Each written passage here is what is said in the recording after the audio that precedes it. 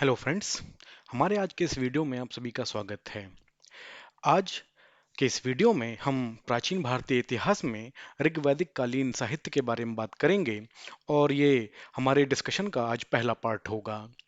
अपने वीडियो में हम आगे बढ़ें उसके पहले अगर अभी तक आपने हमारे चैनल को सब्सक्राइब नहीं किया है तो करें, हमारे वीडियोस को देखें, उन्हें लाइक करें, ज़्यादा से ज़्यादा लोगों के साथ में उनको शेयर करें और अपने ऑब्जर्वेशंस कमेंट सेक्शन में लिख करके हमें ज़रूर बताएं और साथ ही हमको ये भी बताएं कि हम अपने वीडियोस के इम्प्रूवमेंट के लिए और क्या क्या कर सकते हैं। तो आते हैं हमारे आज के इस वीडियो के ऊपर, जिसमें हम ऋग्वैदिक कालीन साहित्य के बारे में बात कर रहे थे। तो ये बात जाननी जरूरी है कि ऋग्वेद विश्व के इतिहास की सबसे प्राचीनतम पुस्तक है जो हमको जिसके प्रमाण हमको मिलते हैं। इसकी रचना ऋग्वैदिक काल में ही हुई थी। हालांकि इसके साथ में मान्यता के हिसाब से तीन और वेद हैं, यजुर्वेद, सामवेद, अथर्ववेद, जिनकी रचना उत्तर वैदिक काल में की गई थी। इसके अलावा वेदांग, पुराण, उपपुराण, आरण्यक, उपनिषद, इन सभी की रचना भी उत्तर वैदिक काल में ही की गई थी। तो आज हम अपने अभी पहले मेन टॉपिक के ऊपर आते हैं, जिसमें हम ऋग्वेद के ऊपर बात कर रहे हैं। और ऋग्वेद के बारे में बात की जाए तो हमने ये डिस्कस कर लिया, पहले ही बता दिया कि वो विश्व की सबसे प्राचीनतम पुस्तक है, जिसमें 10 मंडल, 1028 सूक्त मौजूद हैं। ऋग्वेद को संस्कृत भाषा में लिखा गया है। और ऋग्वेद में जैसे हमने कहा कि 10 मंडल हैं, तो उसमें दूसरे से 7वें मंडल सबसे पुराने हैं और 10वां मंडल सबसे नया लिखा गया है। जो लोग ऋग्वेद का पाठ करते हैं उनको होता और होत्री कहा जाता है। डिपेंड करता है कि लड़का है या लड़की, उसके हिसाब से इसको यहाँ पर नाम दिया गया है। अब इसमें जो तीसरा मंडल है हमारा, ठीक, जिसको हम गायत्री मंडल कहते हैं, ठीक, उसकी रचना विश्वामित्र ने की थी। ठीक, जिसमें जो मंत्र थे वो सूर्य देवता को समर्पित किए गए थे। ठीक, जो ऋग्वेद की भाषा है वो पद्यात्मक है। पद्यात्मक मतलब कि एक तरह के गाने के जैसे वो कहते हैं ना, कि एक तुकबंदी जैसी बनाई गई है, एक गाने जैसा कुछ बनाया गया है, पद्य, ठीक है ना, जिसमें लोपामुद्रा, घोष, अपाला, विश्ववारा, सिक्ता, शची, पौलोमी और कक्षावर्ती आदि स्त्री विद्वानों ने, विदुषियों ने भी कई मंत्रों की रचना की हुई है। ऋग्वेद के दूसरे से 8वें मंडल के रचयिता हैं गृत्समद, विश्वामित्र, वामदेव, अत्रि, भारद्वाज, वशिष्ठ, कण्व और अंगिरा। ठीक है। और इसके अलावा ऋग्वेद का जो 9वां मंडल है वो सोम को समर्पित है। ऋग्वेद के 10वें मंडल को पुरुष सूक्त भी कहा जाता है, जिसमें शूद्रों का उल्लेख किया गया है। ठीक, शूद्र मतलब कि जो सबसे छोटी जाति होती थी उसको उस समय में शूद्र कहा जाता था। और उसका उल्लेख इसके 10वें मंडल में हमको देखने को मिलता है। 10वें मंडल में नासदीय सूक्त, संवाद सूक्त तथा विवाह सूक्त का वर्णन किया गया है। ऋग्वेद की 5 शाखाएं हैं, जिनमें शाकल, वाशकल, आश्वा आश्वलायन, सांख्यायन और मंडूकायन शामिल होती हैं। अब जो हम बात करें ब्राह्मण ग्रंथ के बारे में, तो वेदों की गद्य रचना को ब्राह्मण ग्रंथ कहा जाता है, जिसको हमने यहाँ पर लिखा हुआ है। गद्य रचना मतलब कि जैसे एक तरीके से प्रोज, ठीक है, जिसको हमने सीधे सीधे लिख दिया, इसमें कोई मतलब लय शामिल नहीं है, कोई तुकबंदी शामिल नहीं है, जिसको हमने गाने की तरह या गीत की तरीके से नहीं लिखा हुआ है, उसके बारे में यहाँ पर बात की गई है। ब्राह्मणों की रचना कर्म कांडों की जटिल व्याख्यायन का सरल वर्णन करने के लिए की गई थी। इन जो ग्रंथ थे ब्राह्मण ग्रंथ, उसमें जो कर्मकांड प्रधान थे, ठीक है, जिसकी जटिल व्याख्या सरल शब्दों में करने की कोशिश की गई थी। इनकी जो रचना थी वो ऋग्वेद के समय से ही प्रारंभ कर दी गई थी। ऋग्वेद के ब्राह्मण ग्रंथ ऐतरेय और कौशितकी हैं। ऐतरेय ब्राह्मण की रचना महिदास ऐतरेय ने की थी और कौशितकी ब्राह्मण को संख्यायन भी कहा जाता है, जिसमें राज्याभिषेक के नियमों का विवरण दिया गया है। ठीक, मतलब कि यहाँ पर जब हम संख्यायन की बात करें तो राज्याभिषेक, ठीक है, उसके मंत्रों का विवरण हमको देखने को मिलता है, हमको पढ़ने को मिलता है। ठीक है। इसके अलावा इनकी रचना सांख्यायन अथवा कौशिकी द्वारा की गई थी, जिसमें मानव के व्यवहार के संबंध में निर्देश भी लिखे गए हैं। अब आते हैं ऋग्वैदिक काल के रहन सहन और अर्थव्यवस्था के बारे में बात करते हैं। ठीक है, सबसे पहले हम बात करेंगे राजनीतिक स्थिति के बारे में। सबसे पहली बात कि इस समय की जो राजनीतिक स्थिति थी, उसकी जो व्यवस्था थी ओवरऑल देखा जाए तो काफ़ी सरल थी और जिसको हम यहाँ पर कह सकते हैं कबीलाई प्रथा, कबीलाई सिस्टम मतलब कि छोटे-छोटे ग्रुप एक तरीके से बनाए हुए थे, ठीक? जिसके बारे में जिस जिस तरीके की व्यवस्था यहाँ पर की गई थी, ठीक है? यहाँ पर आर्य राज्यों की बजाय राज्य में नहीं थे बल्कि कबीले थे, जैसे हमने कहा छोटे-छोटे ग्रुप। इसमें बड़े राज्य का निर्माण दृष्टिगोचर नहीं होता है। यहाँ पर एक जनजातीय सैन्य लोकतंत्र था, मतलब कि जनजातीय सैन्य लोकतंत्र मतलब छोटे-छोटे ग्रुप में और क्या कहते हैं वो लड़ने में सक्षम थे इसलिए सैन्य, और उनके द्वारा अपने जो कबीले का प्रधान था वो चुना जाता था, इसलिए यहाँ पर लोकतंत्र की बात की जा रही है। ठीक है, इसकी शक्ति का मुख्य स्रोत कबीले की परिषद थी और प्रशासन की बागडोर कबीले के मुखिया के हाथ में होती थी। कबीले का मुखिया ही युद्ध का नेतृत्व करता था, जिसके लिए उसको राजन या राजा की पदवी दी जाती थी। ठीक, ऋग्वेद काल में राजा को जनस्य गोपा, पुरोहिता, विश्पति, गणपति और गोपति भी कहा जाता था। ठीक है, इसके अलावा सभा और समिति नामकी कबीलाई संगठन कबीले के प्रशासन के लिए उत्तरदायी होती थी। ठीक है, मतलब कि कबीले में ही सभा और समिति बनाई जाती थी जो प्रशासन के उत्तरदायी होती थी, और राजा सभा और समिति की स्वीकृति के बाद ही पदवी ग्रहण करता था। मतलब जिसको भी राजा बनना था वो पहले अपनी सभा और समिति से कहना परमिशन लेगा, अनुमति लेगा, उसके बाद राजा की पदवी को ग्रहण करेगा। कबीले के प्रशासन व राजा के चुनाव में सभा और समिति की भूमिका काफी महत्वपूर्ण होती थी, जैसे आज की तारीख में भी होती है। जैसे हम संसद के बारे में जब हम बात करें तो ठीक, कबीले की आम सभा को समिति कहा जाता था और ये समिति ही अपने राजा को चुनती थी। ऋग्वेद में सभा, समिति, विदग्ध और गण इत्यादि का वर्णन किया गया है। अब बात करते हैं ऋग्वेद काल की सामाजिक स्थिति के बारे में।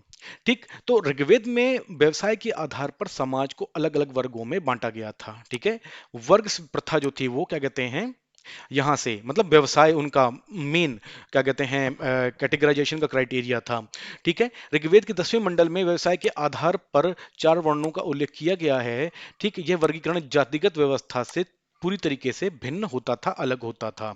ऋग्वैदिक काल में परिवार समाज की सबसे छोटी इकाई होती थी और समाज मुख्यतः पितृसत्तात्मक था, मतलब कि किसी भी परिवार में पिता सबसे मतलब कह लो कि मुखिया था, या क्या कहते हैं उसकी चलती थी।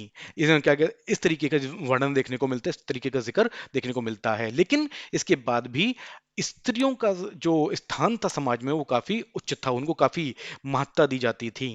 ऋग्वेद में पुत्रों की भांति पुत्रियों का भी उपनयन संस्कार किया जाता था और इन्हें भी शिक्षा प्रदान की जाती थी, जो बाद में कहीं ना कहीं एक कुरीति सी आई, जिसमें क्या कहते हैं लड़कियों को पढ़ाने को लेकर के उतना जो चलन था, जो शुरुआत में शुरू किया गया था, ठीक, उसको बाद में बंद कर दिया गया था। लेकिन अब वापस से उस सिचुएशन को क्रिएट किया जा रहा है कि वो ऐसी व्यवस्था लाई जा रही है कि पुत्रियां भी पढ़ सकें, लड़कियां भी पढ़ सकें, जिसके लिए इतने सारे जो प्रोग्राम्स हैं और क्या कहते हैं इतने सारे स्कीम्स गवर्नमेंट आज की तारीख में भी चला रही है। वैसे जो ऋग्वेद काल के बारे में बताई जाने काबिल बात है, इसमें बहुत सारी विदुषी स्त्रियां हुई थीं जिन्होंने धार्मिक रचनाओं में बहुत ही महत्वपूर्ण योगदान दिया था उस समय में। जब हम इस समय की विदुषी स्त्रियों के बारे में बात करें तो उसमें अपाला, घोषा, लोपामुद्रा, विश्ववार और सिक्ता, ये इन सभी के नाम प्रमुख हैं जिन्होंने वैदिक ऋचाओं की रचना करने में मदद की थी। इन स्त्रियों को उस समय में ऋषि कहकर भी पुकारा जाता था और जीवन भारत धर्म और दर्शन का अध्ययन करने वाली स्त्रियों को ब्रह्मवादिनी भी कहा जाता था। ऋग्वेद में पत्नी को बहुत महत्वपूर्ण स्थान दिया गया है। यूं कह लीजिए कि पत्नी के बिना किसी भी घर को कह लीजिए परिवार को पूरा नहीं माना जाता था। ठीक, ऋग्वेद काल में पत्नियों को कुछ विशेष राजनैतिक अधिकार प्राप्त थे, जिसमें वह यज्ञ के दौरान पति के साथ भाग लेने के लिए भी स्वतंत्र थी, वो उसमें अपने पति के साथ बैठ सकती थी। इस समय में सामाजिक संगठन का आधार गोत्र था।